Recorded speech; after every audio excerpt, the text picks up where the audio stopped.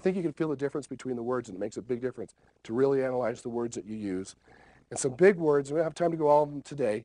But is a very bad word, okay? But negates everything in front of it. Those of you married know this. You look beautiful tonight, dear but. I love you, but. That's one way to get into the doghouse. So use and instead of but. I mean, if you talk about your product, well, we have the best product in the world. It's going to solve all your needs, but I think you can feel the difference. So be very careful of that word. One word that you do want to use is because that creates a psychological trigger that you're providing a reason. And we need a reason to buy. And even if it's not a valid reason, subconsciously it is in our mind. Elaine Langer did a study at a college university to see the words she used, to see how much compliance she could get at a photocopy machine. She came up when there was a line of students and she said, "Excuse me, I have 5 pages. May I use the Xerox machine because I'm in a rush?" Okay, 94% complied. So she changed it around a little bit to see what would happen. She said, "Excuse me, I have 5 pages. May I use a Xerox machine?" No, because only 60% compliance. So she switched it around again. She says, "Excuse me, I have 5 pages. May I use a Xerox machine because I have to make some copies?" Well, duh, right? There's no real reason there. 93% complied because the because was there. Even though it was an invalid reason, it triggered something in someone's mind to be compliant. The next is the law of contrast. We are affected by the differences we see between two things presented in succession. This is important for you to know as infopreneurs. You have to give somebody a comparison about your product, a comparison.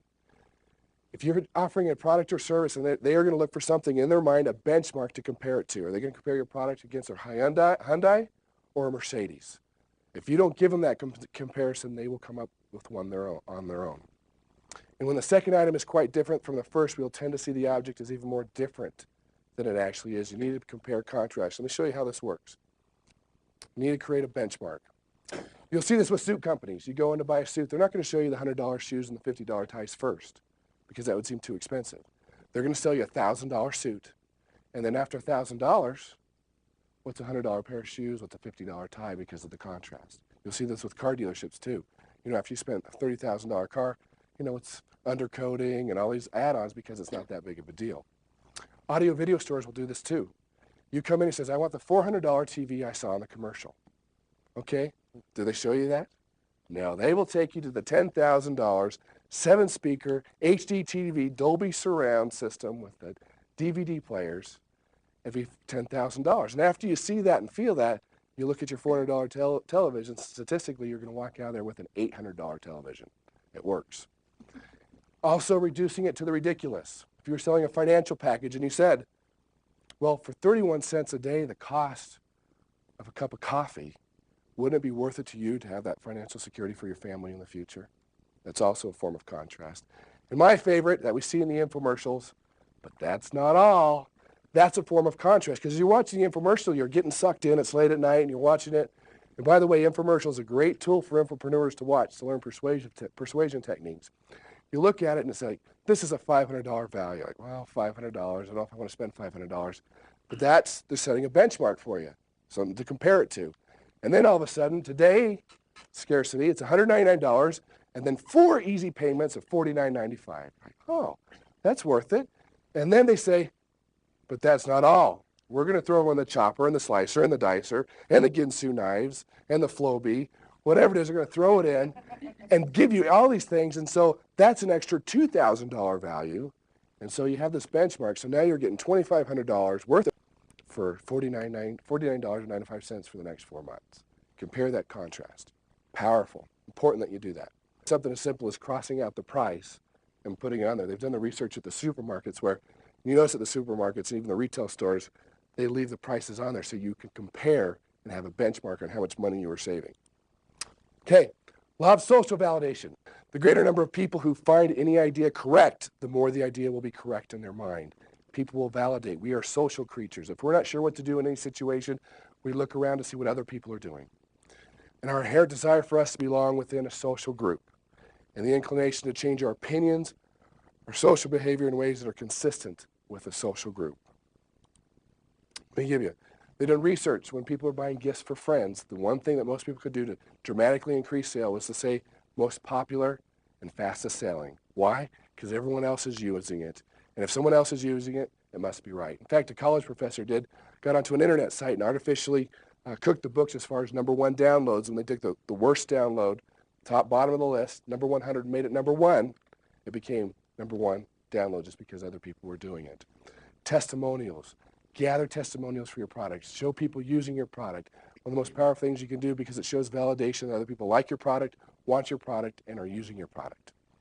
We see salting tip jars, right? You're there on a tour bus, and you're sitting there, then all of a sudden you see a tip jar with a couple dollars on there, like, oh, I probably should tip. And so you pull out a couple dollars. You see this on piano bars or someone playing the guitar in the street, social validation. And of course, video stores. They did a lot of research on video stores, and the most profitable item for a video store is the older videos. But they did a lot of research. When people come in the store, the first place many of them would go would be turn the return counter, the return bin, to see what other people were renting. And so what they started to do is they took other videos, the older videos, and started putting them into the return rack, and their profit increased dramatically because of that validation, that social proof. The next is the law of expectations. Expectations influence reality. Whether it be a salesperson wiping their feet on the mat, expecting to get in, whether you expect people to run up and order your product, to buy your product, expectations are very powerful. We even know teachers have a lot of power in our society. When they label a child ADD or stupid or bright or helper or class clown, that fall on their whole life. And so we find out that individuals tend to make decisions based on how others expect them to perform.